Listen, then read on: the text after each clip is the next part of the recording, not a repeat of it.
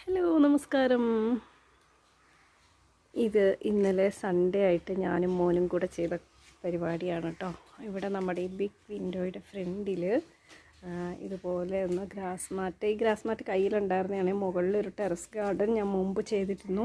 അപ്പോൾ അവിടെ പൂച്ചയൊക്കെ, അടുത്ത വീട്ടിലെ പൂച്ചയൊക്കെ കയറി ആകെ വൃത്തികേടാക്കുന്ന കാരണം അതിലൊരു മാറ്റെടുത്തിട്ട് വന്ന് ഇവിടെ കണ്ടോ, ഈ മുറ്റത്ത് ഇവിടെ ടൈലായിട്ടിരിക്കുന്നത്. അപ്പോൾ ഇൻ്റർലോക്ക് ടൈലാണ്. അപ്പോൾ അതിലോട്ട് വെച്ച് കയ്യിലുള്ള സാധനങ്ങളൊക്കെ വെച്ച് അഡ്ജസ്റ്റ് ചെയ്ത്, ഇത് കംപ്ലീറ്റ് മോൻ്റെ അറേഞ്ച്മെൻറ്റ്സ് ആയിട്ട് ഈ പ്ലാന്റ്സ് ഒക്കെ വെച്ചിരിക്കുന്നത്. കാരണം ഏതൊക്കെ ഷെയ്ഡിൽ വെക്കേണ്ട പ്ലാന്റ്സ് എന്ന് ഞാൻ പറഞ്ഞപ്പോൾ അവനെടുത്ത് വെച്ചു.